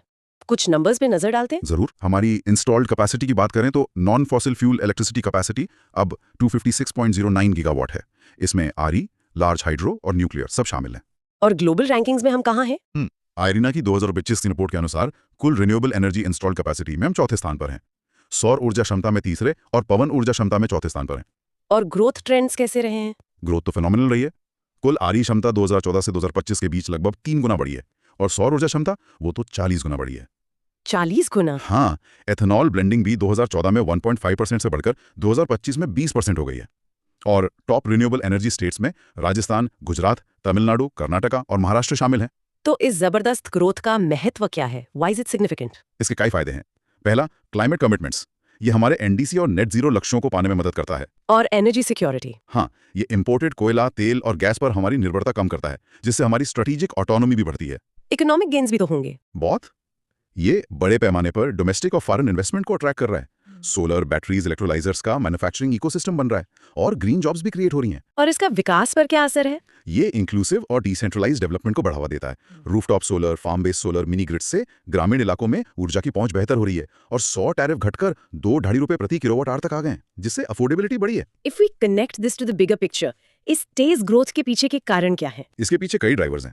सबसे पहला तो हमारा हाई नेचुरल पोटेंशियल है। देश के बड़े हिस्से में 300 से ज्यादा धूप वाले दिन होते हैं। और सपोर्टिव गवर्नमेंट पॉलिसीज? हाँ, ये बहुत बड़ा फैक्टर रहा है। सरकार ने लॉन्ग टर्म नेशनल पॉलिसीज बनाई, जैसे offshore wind energy policy, national wind solar hybrid policy और national policy on biofuels. Infrastructure development का भी बड़ा रोल रहा होगा। बिल्कुल। ग्रीन एनर्जी कॉरिडोर बनाया गया आरई ट्रांसमिशन को मजबूत करने के लिए, और पीएम सूर्य घर मुफ्त बिजली योजना ने रूफटॉप सोलर को बहुत बढ़ावा दिया है। रेगुलेटरी और मार्केट रिफॉर्म्स के बारे में बताइए। रिन्यूएबल परचेज ऑब्लिगेशन यानी आरपीओ ने डिमांड क्रिएट की। इंडियन कार्बन मार्केट 2024 में शुरू हुआ है और ग्रीन ओपन एक्सेस रूल से बड़े कंज्यूमर्स सीधे आरई खरीद सकते हैं। अलग अलग सेक्टर्स के लिए डेडिकेटेड मिशंस भी हैं? हाँ, जैसे national green hydrogen mission, ethanol blended petrol programme, national solar mission, ये सब बहुत इंपॉर्टेंट रहे हैं। इन्वेस्टमेंट और मैन्युफैक्चरिंग को भी पुश मिला है? बहुत। ऑटोमेटिक रूट से 100% एफडीआई अलाउड है। आरई को प्रायोरिटी सेक्टर लेंडिंग में रखा गया है। सॉवरिन ग्रीन बॉन्ड्स जारी किए गए हैं और पीएलआई स्कीम से सोलर पीवी मॉड्यूल की मैन्युफैक्चरिंग कैपेसिटी 2024-25 में 38 गीगावाट से बढ़कर 74 गीगावाट हो गई है। इंटरनेशनल कोलैबोरेशन ने भी इसमें मदद की है? जी हाँ, इंटरनेशनल सोलर अलायंस, जो भारत और फ्रांस की पहल है, और one sun one world one grid का विजन, ये सब ग्लोबल कोलैबोरेशन को दिखाते हैं। तो तस्वीर तो काफी अच्छी है, लेकिन अब बात करते हैं उन चुनौतियों की जो इस पूरी रिन्यूएबल क्षमता को साकार करने में आड़े आ रही हैं। हाँ, चुनौतियां भी उतनी ही बड़ी हैं। सबसे पहली है फाइनेंशियल। 2070 तक नेट जीरो के लिए हमें करीब $10 ट्रिलियन के निवेश की जरूरत है। और डिस्कॉम्स की खराब वित्तीय हालत? वो एक बहुत बड़ी बाधा है। वो पेमेंट में देरी करते हैं, जिससे पूरा सेक्टर प्रभावित होता है। इंफ्रास्ट्रक्चर चैलेंजेस भी होंगे? हाँ, सोलर और विंड इंटरमिटेंट हैं, मतलब 24 घंटे उपलब्ध नहीं, ग्रिड में भीड़ रहती है। और स्टोरेज मतलब बैटरी की लागत अभी भी 5-6 रुपए प्रति यूनिट है। लैंड एक्विजिशन का इशू भी है। ये एक बहुत बड़ा मुद्दा है। इकोनॉमिक सर्वे 2023-24 कहता है कि सोलर को न्यूक्लियर की तुलना में लगभग 300 गुना ज्यादा जमीन चाहिए। मैन्युफैक्चरिंग में क्या कंस्ट्रेंट्स हैं? हम अभी भी इंपोर्ट पर निर्भर हैं। 80-90% सोलर सेल्स और मॉड्यूल्स आयात होते हैं। देश में पॉलीसिलिकॉन और वेफर बनाने की क्षमता की कमी है और क्रिटिकल मिनरल्स की सप्लाई चेन पर चीन का दबदबा है। और कोई मुद्दे? हाँ, आरपीओ का एनफोर्समेंट कमजोर है। नेट मीटरिंग नियमों में पॉलिसी अनसर्टेनिटी रहती है और माइनिंग के एनवायरमेंटल इम्पैक्ट्स भी हैं। तो इन चुनौतियों को देखते हुए आगे का रास्ता क्या होना चाहिए? सबसे पहले तो डिस्कॉम रिफॉर्म्स को मजबूत करना होगा। एटीएनसी लॉसेस कम करने होंगे, स्मार्ट मीटरिंग लगानी होगी और डोमेस्टिक मैन्युफैक्चरिंग इकोसिस्टम बनाना होगा। हाँ, solar, wind, batteries, green hydrogen components के लिए पीएलआई को बढ़ाना होगा। एडवांस स्टोरेज सॉल्यूशंस को प्रमोट करना होगा, जैसे ACC batteries, pumped storage, hydro power. Legal framework के बारे में क्या? एक यूनिफाइड रिन्यूएबल एनर्जी लॉ की जरूरत है, जो PPA enforcement, land acquisition, grid access के लिए क्लियर नियम बनाए। फाइनेंशियल मोबिलाइजेशन को कैसे बढ़ाया जा सकता है? Green bonds, blended finance, multilateral climate finance और प्राइवेट कैपिटल पार्टिसिपेशन के जरिए। और जस्ट ट्रांजिशन का क्या? ये बहुत जरूरी है। कोयला निर्भर क्षेत्रों में श्रमिकों की रीस्किलिंग करनी होगी और वहां ऑल्टरनेटिव लाइवलीहुड्स क्रिएट करने होंगे। और आखिर में ग्रिड को मॉडर्नाइज करना होगा, स्मार्ट ग्रिड्स और एएमएल बेस्ड फोरकास्टिंग का इस्तेमाल करके। तो कंक्लूजन ये है कि भारत की रिन्यूएबल एनर्जी ग्रोथ एक स्ट्रक्चरल शिफ्ट है जो क्लाइमेट रिस्पॉन्सिबिलिटी को इकोनॉमिक अपॉर्चुनिटी के साथ जोड़ रही है। हाँ, समय से पहले 50% नॉन फॉसिल कैपेसिटी हासिल करना हमारी पॉलिसी, इंस्टीट्यूशनल रिफॉर्म्स और टेक्नोलॉजिकल अडॉप्शन को दिखाता है। लेकिन इस मोमेंटम को बनाए रखने के लिए financial depth, grid modernisation, domestic manufacturing और एक जस्ट ट्रांजिशन स्ट्रैटेजी की जरूरत होगी। बिल्कुल, ताकि भारत का clean energy transition inclusive, resilient और ग्लोबली कंपेटिटिव बना रहे। Seed management. हाल ही में department of agriculture and farmers welfare ने एक ड्राफ्ट सीड्स बिल 2025 जारी किया है। Okay, let's unpack this. ये बिल क्यों इतना महत्वपूर्ण है? मतलब अचानक से एक नए सीड बिल की जरूरत क्यों पड़ी? देखिए, इसकी जरूरत बहुत पहले से थी। ये बिल भारत के सीड रेगुलेटरी फ्रेमवर्क को मॉडर्नाइज करने की कोशिश है, जो हमारा मौजूदा कानून है सीड्स एक्ट 1966, वो लगभग 60 साल पुराना हो चुका है। 60 साल। और आप सोचिए तब से अब तक टेक्नोलॉजी, फार्मिंग, मार्केट सब कुछ कितना बदल गया है। तो इस बिल का मुख्य उद्देश्य है कि बाजार में जो बीज और प्लांटिंग मटेरियल्स हैं उनकी क्वालिटी, ट्रेसेबिलिटी और अवेलेबिलिटी को रेगुलेट किया जाए। और इसमें फार्मर्स के राइट्स का भी ध्यान रखा गया है। बिल्कुल, farmer rights, seed quality assurance और इनोवेशन, इन तीनों के बीच एक बैलेंस बनाना ही इसका सबसे बड़ा मकसद है। तो इस ड्राफ्ट सीड्स बिल 2025 के की हाइलाइट्स क्या हैं? मतलब इसमें नया क्या है जो पहले नहीं था? इसमें कई नई और जरूरी बातें हैं। सबसे पहला है मैंडेटरी रजिस्ट्रेशन। अब किसी भी बीज को बेचने से पहले उसे रजिस्टर कराना अनिवार्य होगा। हर तरह के बीज को? कमर्शियल सेल के लिए, हाँ। हालांकि इसमें फार्मर्स वैरायटीज और जो बीज एक्सपोर्ट के लिए हैं उन्हें छूट दी गई है। अच्छा। दूसरा बड़ा पॉइंट है मैंडेटरी ऑनबोर्डिंग ऑन साथी पोर्टल। साथी पोर्टल, ये क्या है? साथी का मतलब है seed, traceability, authentication and holistic inventory. ये मिनिस्ट्री ऑफ एग्रीकल्चर और NIC का एक नेशनल डिजिटल प्लेटफॉर्म है। इसका काम है बीज के ओरिजिन से लेकर किसान तक, मतलब एंड टू एंड, उसकी पूरी जर्नी को ट्रेस करना। ये तो बहुत इंटरेस्टिंग है। हाँ, इससे ट्रांसपेरेंसी बहुत बढ़ेगी। तीसरा पॉइंट है regulation of seeds of sale. अब सभी सीड वैरायटीज को Indian minimum seed certification standards यानी IMSCS का पालन करना ही होगा। ठीक है, और इसे लागू कौन करेगा? इसके लिए 2 स्तर पर कमेटियां होंगी। एक सेंट्रल सीड कमेटी जो पॉलिसी और प्लानिंग पर सलाह देगी, और हर राज्य में स्टेट सीड कमेटीज होंगी जो स्टेट लेवल पर रेगुलेशन को इम्प्लीमेंट करेंगी। और जो कंपनियां दावा करती हैं कि उनका बीज ज्यादा पैदावार देगा या बीमारी से लड़ेगा, उन दावों की जांच कैसे होगी? उसके लिए अलग से रजिस्ट्रेशन सब कमिटीज बनाई जाएंगी। ये कमेटियां ही यील्ड, एग्रोनॉमिक परफॉर्मेंस और डिजीज रेजिस्टेंस जैसे क्लेम्स की जांच करेंगी और फिर रजिस्ट्रेशन के लिए रेकमेंड करेंगी। मतलब आप सिर्फ कहने से काम नहीं चलेगा, प्रूव करना होगा। बिल्कुल, और सारी रजिस्टर्ड वैरायटीज की जानकारी एक national register of seed varieties में रखी जाएगी। ये एक सेंट्रलाइज्ड डिजिटल रजिस्टर होगा। अब आते हैं सबसे जरूरी सवाल पर, फार्मर्स राइट्स। इस बिल में किसानों के अधिकारों का क्या? यहाँ पर किसानों के अधिकारों का भी पूरा ध्यान रखा गया है। किसान जो पारंपरिक किस्मों के बीज हैं उन्हें सेव कर सकते हैं, यूज कर सकते हैं, एक्सचेंज कर सकते हैं और बेच भी सकते हैं। बेच भी सकते हैं? हाँ, लेकिन इसमें एक रेस्ट्रिक्शन है, वो इन बीजों को किसी ब्रांड नेम के तहत नहीं बेच सकते। अच्छा, ये एक इंपॉर्टेंट पॉइंट है। और आखिरी हाईलाइट है सीड टेस्टिंग इंफ्रास्ट्रक्चर। बिल में सेंट्रल और स्टेट सीड टेस्टिंग लेबोरेटरीज बनाने का प्रावधान है। साथ ही एनफोर्समेंट के लिए सीड एनालिस्ट्स और इंस्पेक्टर्स की नियुक्ति भी की जाएगी। ये तो काफी कॉम्प्रिहेंसिव लग रहा है। लेकिन अगर हम पुराने सीड्स एक्ट 1966 और इस नए ड्राफ्ट बिल 2025 में मुख्य अंतर देखें तो वो क्या है? एक कंपैरेटिव एनालिसिस एस्पिरेंट्स के लिए बहुत हेल्पफुल होगा। बिल्कुल, इन दोनों की तुलना से बदलाव की दिशा एकदम साफ हो जाती है। पहला अंतर है रेगुलेटरी स्कोप का। 1966 का एक्ट सिर्फ नोटिफाइड वेराइटीज को कवर करता था, मतलब जो लिस्ट में है बस वही। हाँ, जबकि 2025 का बिल कॉमर्शियली बेचे जाने वाले सभी बीजों को कवर करेगा। ये तो बहुत बड़ा बदलाव है। बहुत बड़ा। दूसरा, सीड रजिस्ट्रेशन। 1966 एक्ट में ये अनिवार्य नहीं था, अब ये मैंडेटरी है। फिर है क्वालिटी एश्योरेंस। पहले लिमिटेड टेस्टिंग होती थी, अब डिजिटल लेबलिंग, QR ट्रेसेबिलिटी और लैब्स का पूरा नेटवर्क होगा। और फार्मर राइट्स और मार्केट अकाउंटेबिलिटी के बारे में क्या? 1966 के एक्ट में कॉम्पेंसेशन और प्रोटेक्शन काफी कमजोर था। 2025 बिल में अनब्रांडेड बीजों को सेव, एक्सचेंज और सेल करने का साफ साफ अधिकार है। मार्केट अकाउंटेबिलिटी के लिए पहले मॉनिटरिंग बहुत कमजोर थी, अब ट्रेसेबिलिटी, एनरोलमेंट और लेबलिंग के जरिए इसे बहुत मजबूत किया गया है। पेनाल्टीज का भी जिक्र था। हाँ, पुराने कानून में फाइन्स बहुत कम थे, आउटडेटेड थे। अब 3 टियर पेनल्टीज है, ट्रिवियल, माइनर और मेजर। और सबसे जरूरी, टेक्नोलॉजिकल एडेप्टेशन। 1966 के एक्ट में बायोटेक, हाइब्रिड्स या GM सीड्स पर कुछ नहीं कहा गया था। ये बिल इन मॉडर्न टेक्नोलॉजीज को भी रेगुलेट करता है। Here's where it gets really interesting. इस बिल को बेहतर समझने के लिए क्या हम इंडिया के सीड सेक्टर का एक ओवरव्यू ले सकते हैं? कुछ डेटा पॉइंट्स इसे और क्लियर कर देंगे? जरूर। डेटा बैंक के अनुसार भारत दुनिया की 5th लार्जेस्ट सीड इंडस्ट्री है। 5th लार्जेस्ट के हैं, जो कि $15 बिलियन की ग्लोबल मार्केट में 1% से भी कम है। सिर्फ 1%? ये तो बहुत कम है। बहुत कम है। और हम सीड मल्टीप्लिकेशन के लिए एक लिमिटेड जनरेशन सिस्टम का उपयोग करते हैं। आपने जनरेशंस का जिक्र किया। सोर्स में 3 तरह के सीड्स की बात कही गई है, क्या हम इन्हें संक्षेप में समझ सकते हैं? हाँ, ये कोर कॉन्सेप्ट है। 3 जनरेशंस ऑफ सीड्स है। पहला है ब्रीडर सीड। ये न्यूक्लियर सीड की प्रोजेनी होती है, मतलब सबसे प्योर फॉर्म। इसे ओरिजिनेटिंग ब्रीडर ही प्रोड्यूस करता है। ICAR, NSC, SFCI जैसी संस्थाएं इसे सपोर्ट करती हैं। ठीक है, ये हो गया ओरिजिनल ब्लूप्रिंट। बिल्कुल। फिर आता है फाउंडेशन सीड। ये ब्रीडर सीड की प्रोजेनी है। इसे NSC, स्टेट सीड कॉर्पोरेशंस और प्राइवेट प्रोड्यूसर्स तैयार करते हैं। ये हुई फर्स्ट कॉपी। सही। और तीसरा है सर्टिफाइड सीड। ये फाउंडेशन सीड की प्रोजेनी है और यही वो बीज है जो कमर्शियल कल्टीवेशन के लिए किसानों तक पहुंचता है। तो ये नया बिल जिन समस्याओं को हल करने की कोशिश कर रहा है, वो असल में हैं क्या? इंडिया के सीड सेक्टर में मौजूदा चैलेंजेस क्या हैं? चुनौतियां कई हैं। सबसे बड़ी है लो सीड रिप्लेसमेंट रेट, यानी SRR। Seed replacement rate. इसका मतलब है कि किसान कितनी बार अपने पुराने बीजों को बाजार से खरीदे गए नए सर्टिफाइड बीजों से बदलते हैं। ओपन पॉलिनेटेड क्रॉप्स के लिए ये 25-30% से भी कम है, जो प्रोडक्टिविटी को सीधे सीधे लिमिट करता है। मतलब ज्यादातर किसान पुराना बीज ही इस्तेमाल कर रहे हैं। हाँ, दूसरी चुनौती है मार्केट कॉन्सेंट्रेशन। कुछ मल्टीनेशनल फर्म्स का बाजार में दबदबा है, जिससे इंडिजिनस और फार्मर ब्रेड वैरायटीज तक पहुंच कम हो जाती है। फिर सीड प्रोडक्शन कंस्ट्रेंट्स हैं, विविध एग्रो क्लाइमेटिक जोन्स में समय पर मांग पूरी करना मुश्किल होता है। और बीज की अवेलेबिलिटी। सीड अवेलेबिलिटी इश्यूज भी हैं। लगभग 65% किसान आज भी फार्म सेव्ड सीड्स या इनफॉर्मल सीड एक्सचेंज पर निर्भर हैं। इसके अलावा पुअर सीड क्वालिटी जैसे लो जर्मिनेशन और पोस्ट हार्वेस्ट इनएफिशिएंसीज जैसे स्टोरेज और डिस्ट्रीब्यूशन की कमजोर व्यवस्था भी बड़ी चुनौतियां हैं।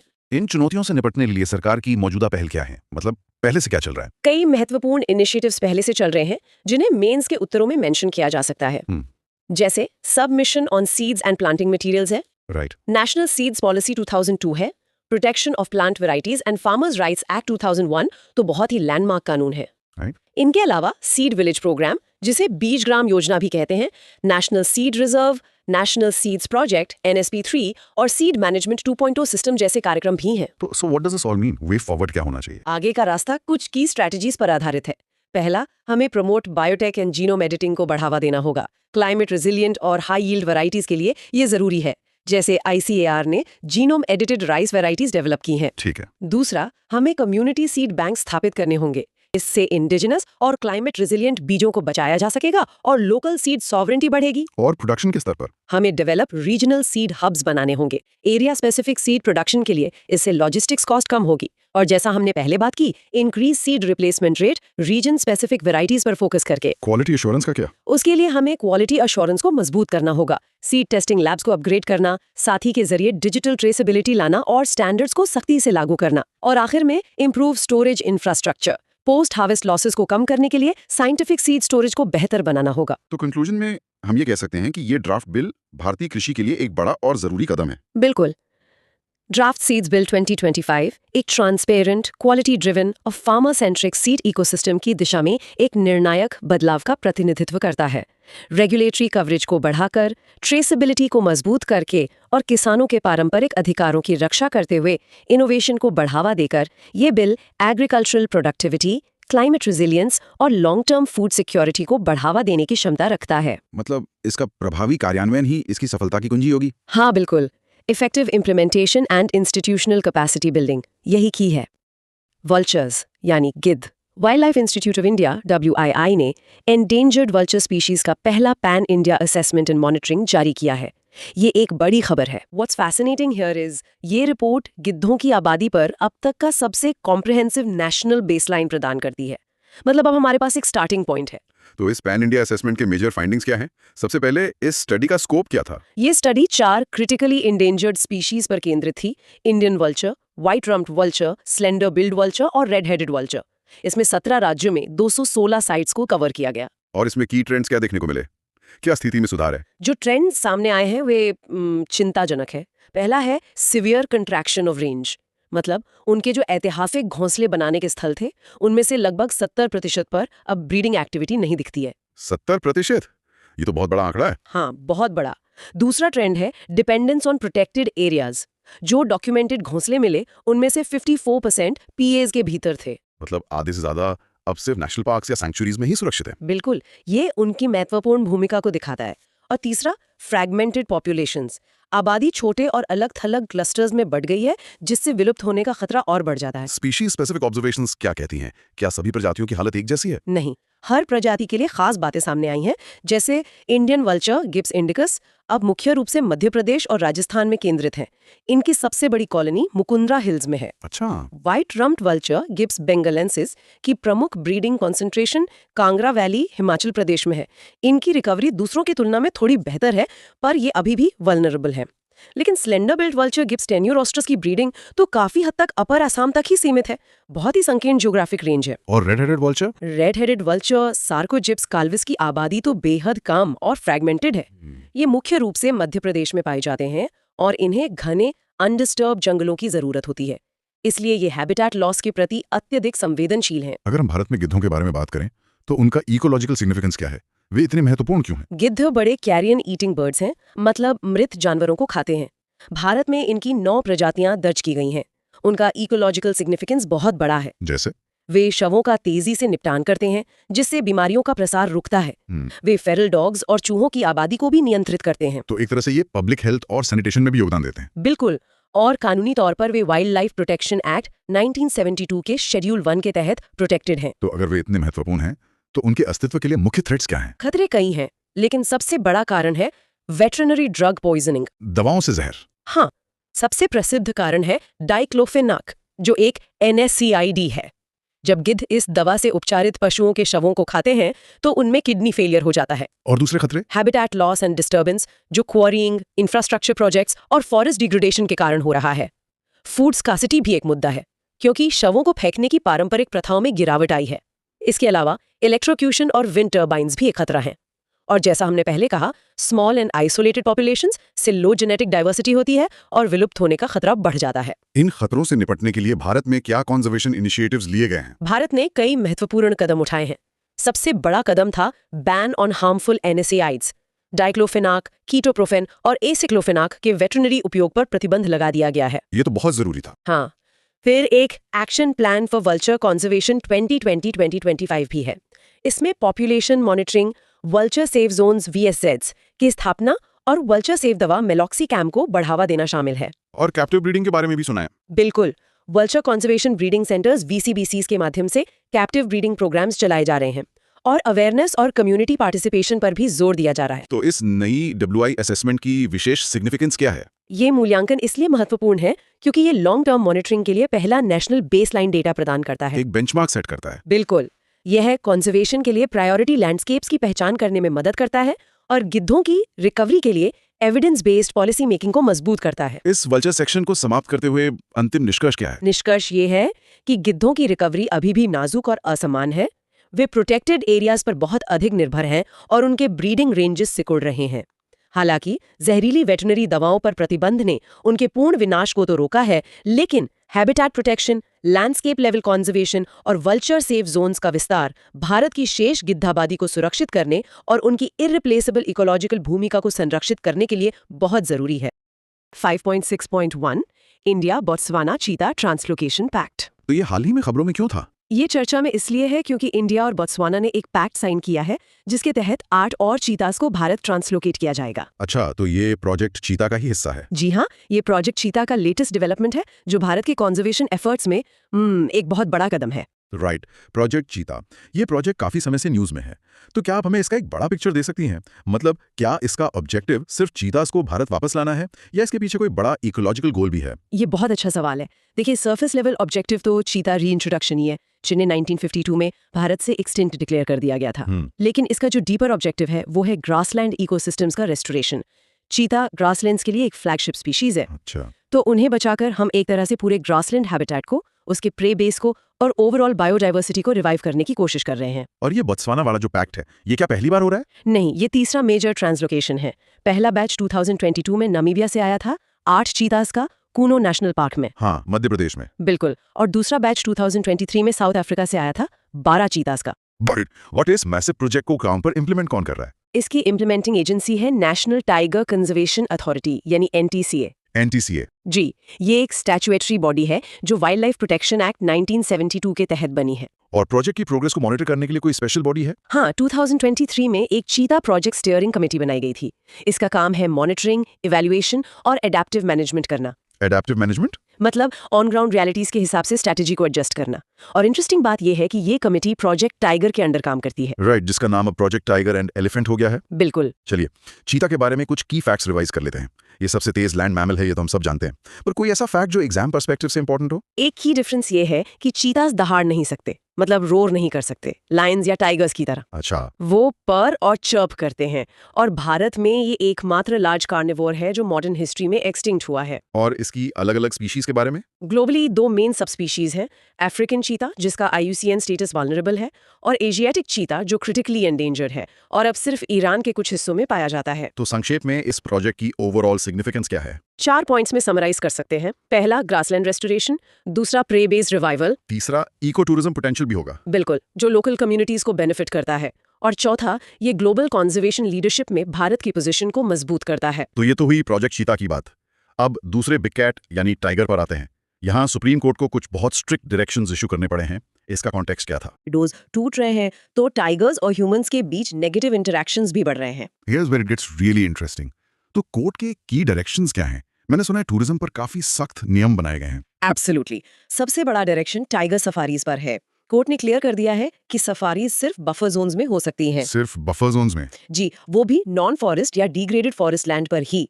कोर एरियाज या टाइगर कॉरिडोर्स में किसी भी तरह की न्यू सफारी नहीं होगी और नाइट टूरिज्म पर तो कंप्लीट बैन है कोर हैबिटेट्स में। तो कोर एरिया को तो एक तरह से अनटचेबल बना दिया है, और बफर या फ्रिंज एरियाज का क्या? वहां किन एक्टिविटीज पर रोक है? बफर एरियाज में भी स्ट्रिक्ट रेगुलेशंस हैं, जैसे कमर्शियल माइनिंग, पोल्यूटिंग इंडस्ट्रीज और मेजर हाइड्रो प्रोजेक्ट्स पूरी तरह से बैंड हैं। और इसके अलावा एक्सोटिक स्पीशीज का इंट्रोडक्शन, लो फ्लाइंग एयरक्राफ्ट्स और कमर्शियल फायरवुड एक्सट्रैक्शन, इन सब पर भी रोक लगाई गई है। और इको सेंसिटिव जोन्स यानी ESZs के बारे में क्या कहा गया है? कोर्ट ने एनवायरमेंट प्रोटेक्शन एक्ट 1986 का हवाला देते हुए MoF FCC की 2018 गाइडलाइंस के अनुसार ESZs का नोटिफिकेशन मैंडेटरी कर दिया है। अब राज्य इसमें देरी नहीं कर सकते। टाइगर कंजर्वेशन प्लान्स TCPs को लेकर भी कुछ डेडलाइंस दी गई हैं। यस, स्टेट्स को कहा गया है कि वे टाइम बाउंड तरीके से अपने TCPs प्रिपेयर या रिवाइज करें। कोर और बफर एरियाज का नोटिफिकेशन भी 6 महीने में फाइनल करना होगा। शायद सबसे महत्वपूर्ण direction human wild life conflict relief को लेकर है। कोर्ट ने इसे नेचुरल डिजास्टर मानने को कहा है। इससे जमीनी स्तर पर क्या बदलेगा? ये एक गेम चेंजर है। इसे नेचुरल डिजास्टर मानने का मतलब है कि रिलीफ और कॉम्पेंसेशन मैकेनिज्म्स अब स्ट्रीमलाइंड होंगे। अच्छा। कोर्ट ने मानव मृत्यु के मामलों में 10 लाख रुपए का यूनिफॉर्म एक्स ग्रेशिया देने का निर्देश दिया है। इससे लोकल कम्युनिटीज का गुस्सा कम करने में मदद मिलेगी। राइट। आप जल्दी से टाइगर रिजर्व का बेसिक स्ट्रक्चर रिवाइज कर लेते हैं। टाइगर रिजर्व्स प्रोजेक्ट टाइगर 1973 के तहत एस्टैब्लिश होते हैं। इनमें 2 जोन्स होते हैं, एक कोर या क्रिटिकल हैबिटेट जो इनवायोलेबल होता है, मतलब वहां टूरिज्म अलाउड नहीं है, और दूसरा है बफर जोन, जहां रेगुलेटेड इको डेवलपमेंट और लिमिटेड टूरिज्म की परमिशन होती है। स्टेट गवर्नमेंट प्रपोजल भेजती है और NTCA उसे अप्रूव करती है। भारत में करंटली 58 टाइगर रिजर्व्स हैं। ये देखना इंटरेस्टिंग है कि एक तरफ सुप्रीम कोर्ट टाइगर रिजर्व्स पर इतना प्रो एनवायरमेंट स्टैंस ले रहा है, और दूसरी तरफ एक और हालिया फैसले में x post facto environmental clearances पर लगे बैन को वापस ले लिया है। ये तो कॉन्ट्रडिक्टरी लगता है। यहाँ क्या हो रहा है? हाँ, पहली नजर में ये कॉन्ट्रडिक्टरी लग सकता है, लेकिन इसकी लीगल रीजनिंग काफी न्यूआंस्ड है। इसका कॉन्टेक्स्ट है वना शक्ति जजमेंट, जिसमें सुप्रीम कोर्ट ने x post facto environmental clearances पर रोक लगा दी थी। एक्स पोस्ट फैक्टो मतलब प्रोजेक्ट शुरू होने के बाद क्लियरेंस लेना। बिल्कुल। अब कोर्ट ने अपने उसी फैसले को रिकॉल कर लिया है, यानी वापस ले लिया है। तो कोर्ट अपना ही फैसला पलट रहा है। उन्होंने एक लीगल टर्म यूज किया, पर इनक्यूरियम। क्या आप हमारे लिसनर्स के लिए इसे सरल शब्दों में समझा सकते हैं? जरूर। पर इनक्यूरियम का मतलब है through lack of care. Court ये मान रहा है कि उसका पिछला फैसला गलत था, क्योंकि उसने पहले से मौजूद बाइंडिंग लीगल प्रेसिडेंट्स को ओवरलुक कर दिया था। अच्छा। उन्होंने बताया कि डी स्वामी वी KSPCB 2021 जैसे केसेस में एक्सेप्शनल सर्कमस्टांसेस में पोस्ट फैक्टो ECs की अनुमति पहले ही दी जा चुकी थी। तो ये एक तरह से कोर्स करेक्शन है, लेकिन क्या इससे एक गलत प्रेसिडेंट सेट नहीं होता? कंपनियां पहले कानून तोड़ेंगी और फिर पेनल्टी देकर बच जाएंगी। यही इस बहस का कोर है। कोर्ट ने इस रिस्क को एक्नॉलेज किया, जैसे एलेम्बिक फार्मास्यूटिकल्स 2020 केस में पोस्ट फैक्टो ECs को डिस्करेज तो किया गया, लेकिन भारी पेनल्टीज के साथ रेगुलराइजेशन की अनुमति दे दी गई। कोर्ट का मौजूदा नजरिया 2 चीजों को बैलेंस करता है, एक पॉल्यूटर पेज प्रिंसिपल और दूसरा पहले से पूरे हो चुके पब्लिक प्रोजेक्ट्स को डिमोलिश करने की प्रैक्टिकल कॉस्ट्स। उनका तर्क था कि डिमोलिशन से खुद और ज्यादा पॉल्यूशन होगा। तो भारत में एनवायरमेंटल क्लियरेंस का स्टैंडर्ड प्रोसीजर क्या है? ये EIA नोटिफिकेशन 26 के तहत काम करता है। इसमें 39 से ज्यादा एक्टिविटीज कवर होती हैं। प्रोजेक्ट्स 2 कैटेगरीज में बटे हैं। कैटेगरी A, जिन्हें सेंट्रल MoFSC से क्लियरेंस चाहिए, और category B। Category B projects को स्टेट लेवल पर state environment impact assessment authority यानी SEIA क्लियरेंस देती है। इस डिबेट से डेवलपमेंट और पोल्यूशन के बीच का टेंशन साफ दिखता है, और शहरी पोल्यूशन का सबसे बड़ा सिंबल है ये कूड़े के पहाड़। मैंने सुना इससे निपटने के लिए एक नया प्रोग्राम आया है। जी, सरकार ने डंप साइट रिमीडिएशन एक्सेलरेटर प्रोग्राम या ड्रैप लॉन्च किया है। ये स्वच्छ भारत मिशन अर्बन 2.0 के तहत है, और लक्ष्य बहुत एम्बिशियस है। लक्ष्य 0 डंप साइट्स बाय सितंबर 2026। 0 डंप साइट्स कुछ ही सालों में? ये तो लगभग नामुमकिन लगता है। स्ट्रेटेजी क्या है? ये एक टारगेटेड 1 ईयर एक्सेलरेटर प्रोग्राम है, जिसे ministry of housing and urban affairs चला रहा है। स्ट्रेटेजी ये है कि पहले सबसे बड़ी प्रॉब्लम एरियाज पर फोकस किया जाए। अच्छा। उन्होंने 202 अर्बन लोकल बॉडीज में 214 साइट्स आइडेंटिफाई की हैं, जहां देश का लगभग 80% लेगेसी वेस्ट है। यानी करीब 8.8 करोड़ मेट्रिक टन्स। हाँ, यहाँ एक की टर्म है लेगेसी वेस्ट। ये हमारे रोज के कचरे से अलग है ना। बिल्कुल। लेगेसी वेस्ट वो पुराना जमा हुआ कचरा है जो दशकों से पड़ा है। इसके दो सबसे बड़े खतरे हैं। एक लीचेट, जो एक जहरीला तरल है और जमीन और पानी को कंटेमिनेट करता है। और दूसरा है लैंडफिल गैस, जो मीथेन और CO2 का मिक्स है। ये ज्वलनशील भी है और एक पोटेंट ग्रीन हाउस गैस भी। तो इन जहरीले पहाड़ों को साफ करने की टेक्निक्स क्या हैं? दो प्राइमरी टेक्निक्स हैं। पहली है बायोकैपिंग। इसमें डंप साइट को मिट्टी से ढककर एक ग्रीन स्पेस जैसे पार्क बना दिया जाता है। लेकिन कचरा तो नीचे ही रहता है। हाँ, इसीलिए इसमें लीचेट और गैस मैनेजमेंट की जरूरत 15 साल से ज्यादा तक रहती है। दूसरी और ज्यादा एडवांस टेक्निक है बायोमाइनिंग। इसमें पुराने कचरे को खोदकर मशीनों से प्रोसेस करके रिसाइक्लेबल्स को अलग किया जाता है। अच्छा, इनसे जमीन पूरी तरह रिक्लेम हो जाती होगी। बिल्कुल, इससे फ्यूचर रिस्क खत्म हो जाते हैं और जमीन पूरी तरह से रिक्लेम हो जाती है। इंडिया में वेस्ट मैनेजमेंट से अब ग्लोबल कॉर्पोरेट अकाउंटेबिलिटी की तरफ चलते हैं। ग्लोबल रिपोर्टिंग इनिशिएटिव या GRI खबरों में था। ये क्या है? GRI ने इंटीग्रिटी मैटर्स चेकलिस्ट लॉन्च की है। ये एक फ्रेमवर्क है ये सुनिश्चित करने के लिए कि जब कंपनियां नेट जीरो का दावा करती हैं तो उनके दावे क्रेडिबल हों और UN एंडोर्स स्टैंडर्ड्स के साथ अलाइंड हों। ये कॉर्पोरेट ग्रीन वॉशिंग से लड़ने का एक टूल है। तो GRI है क्या असल में? ये एक इंटरनेशनल नॉन प्रॉफिट है जो 1997 में बना था। ये सस्टेनेबिलिटी या ESG रिपोर्टिंग के लिए दुनिया का सबसे ज्यादा इस्तेमाल होने वाला फ्रेमवर्क देता है। राइट। इसके स्टैंडर्ड्स की सिग्निफिकेंस ये है कि ये कॉर्पोरेट क्लाइमेट डिस्क्लोजर्स में ट्रांसपेरेंसी, कंपेरेबिलिटी और क्रेडिबिलिटी लाता है। ग्लोबल स्टेज पर एक और initiative leadership group for industry transition या लीडाइट भी चर्चा में था। इसमें भारत का क्या रोल है? हाँ, भारत ने हाल ही में लीडाइट इंडस्ट्री लीडर्स राउंड टेबल को एड्रेस किया था। इंडिया का इन्वॉल्वमेंट इसमें सिग्निफिकेंट है क्योंकि लीडाइट को 2019 में इंडिया और स्वीडन ने मिलकर लॉन्च किया था। और लीडाइट का प्राइमरी गोल क्या है? इसका मिशन हैवी इंडस्ट्रीज जैसे स्टील, सीमेंट को 2050 तक नेट जीरो एमिशंस की तरफ ले जाना है। इसका अप्रोच पब्लिक प्राइवेट पार्टनरशिप्स पर आधारित है। अब इसमें 18 देश और 27 बड़ी कंपनियां मेंबर्स हैं। आपने COP28 का जिक्र किया। उसका एक बड़ा आउटकम था UAE कंसेंसस। इसके की पिलर्स क्या थे? UAE कंसेंसस असल में पेरिस अग्रीमेंट के तहत पहले ग्लोबल स्टॉक टेक का कंक्लूजन था। इसकी 4 की पिलर्स हैं। पहला, फॉसिल फ्यूल से ट्रांजिशन अवे करना। दूसरा ना, और चौथा 1.5 डिग्री C के लक्ष्य को बनाए रखना। रिपोर्ट्स की बात करें तो UNEP एडेप्टेशन गैप रिपोर्ट 2025 का मुख्य टेकअवे क्या है? इसका सबसे चिंताजनक टेकअवे है विशाल एडेप्टेशन फाइनेंस गैप। रिपोर्ट के अनुसार मिड 2030s तक डेवलपिंग कंट्रीज को हर साल 310 to 365 बिलियन डॉलर्स चाहिए होंगे। और अभी कितना मिल रहा है? अभी फाइनेंस फ्लो सिर्फ 26 बिलियन के आसपास है। ये बहुत बड़ा शॉर्टफॉल है। भारत के लिए रिपोर्ट कहती है कि हमारी वल्नरेबिलिटी हीट वेव्स और इराटिक मॉनसून्स के प्रति बहुत ज्यादा है। तो एडेप्टेशन में अंडर इन्वेस्टमेंट है। एमिशंस गैप रिपोर्ट 2025 क्या कहती है? वहां भी अच्छी खबर नहीं है। रिपोर्ट के मुताबिक मौजूदा NDCs के साथ भी हम इस सदी में 2.3 to 2.5 डिग्री C वार्मिंग की तरफ बढ़ रहे हैं, जो 1.5 डिग्री C टारगेट से बहुत ज्यादा है। इस पिक्चर में इंडिया कहाँ खड़ा है? रिपोर्ट कहती है कि इंडिया और चाइना में एब्सोल्यूट एमिशन इंक्रीज सबसे ज्यादा था, लेकिन, और ये एस्पिरेंट्स के लिए क्रूशियल पॉइंट है, इंडिया का per capita emissions global average से काफी नीचे है। राइट। अब state of the cryosphere report 2025 पर आते हैं। इसकी फाइंडिंग्स क्या हैं? फाइंडिंग्स बहुत चिंताजनक है। ग्रीनलैंड और एंटार्क्टिका में आइस लॉस 1990s के बाद से 4 गुना हो गया है। माउंटेन ग्लेशियर्स तेजी से पिघल रहे हैं, जिससे अरबों लोगों की वाटर सिक्योरिटी खतरे में है। और परमाफ्रॉस्ट का क्या? परमाफ्रॉस्ट के पिघलने से भारी मात्रा में एंशिएंट कार्बन रिलीज हो रहा है, जो शायद एटमॉस्फेयर में मौजूद कार्बन का लगभग 3 गुना है। ये तो वाकई डरावना है। अब ठंडे से गर्म की ओर चलते हैं। Global cooling watch 2025 report. ऐसा लगता है कि ठंडा रहने की हमारी कोशिशें प्लैनेट को और गर्म कर रही हैं। यही पैराडॉक्स ये रिपोर्ट हाईलाइट करती है। दुनिया में ACs और रेफ्रिजरेशन की डिमांड विस्फोटक रूप से बढ़ रही है। बिजनेस एज यूजुअल सिनेरियो में ग्लोबल कूलिंग स्टॉक 2050 तक तिगुना हो जाएगा। तो इसका सोल्यूशन क्या है? Sustainable cooling pathway. जी। इसमें कई स्ट्रैटेजीज हैं। पहला, पैसिव कूलिंग, जैसे बेहतर बिल्डिंग डिजाइन, ग्रीन रूफ्स। दूसरा, हाई एनर्जी एफिशिएंसी स्टैंडर्ड्स। और तीसरा, HFCs का रैपिड फेज डाउन की गाली अमेंडमेंट के अनुसार। और beat the heat global initiative क्या है? इसे यूनेप, कूल कोएलिशन और ब्राजील ने लॉन्च किया है। इसका फोकस इक्विटेबल कूलिंग एक्सेस प्रदान करना है, खासकर वल्नरेबल ग्रुप्स के लिए। आप कुछ इंडाइसेस देखते हैं। Climate change performance index CCPI 26 में इंडिया की परफॉर्मेंस कैसी रही? इंडिया की रैंक 23rd है। हम हाई परफॉर्मर से मीडियम परफॉर्मर कैटेगरी में आ गए हैं। इसका कारण है कोल पर हमारी निर्भरता और कोल एग्जिट के लिए कोई टाइमलाइन न होना। और क्लाइमेट रिस्क इंडेक्स CRI 26? ये इंडेक्स एक्सट्रीम वेदर से हुए नुकसान को मापता है। 1995-2024 के बीच भारत की रैंक 9वीं है, जो हमारी हाई लॉन्ग टर्म वल्नरेबिलिटी को दिखाता है। अगली रिपोर्ट है state of food and agriculture 2015। इसकी थीम क्या थी? इसकी थीम थी लैंड डिग्रेडेशन, यानी जमीन के इकोसिस्टम फंक्शंस में गिरावट। रिपोर्ट इसे सीधे फूड सिक्योरिटी से जोड़ती है और कहती है कि 47 मिलियन स्टंटेड बच्चे डिग्रेडेशन हॉटस्पॉट्स में रहते हैं। अब कुछ कन्वेंशंस की बात करते हैं।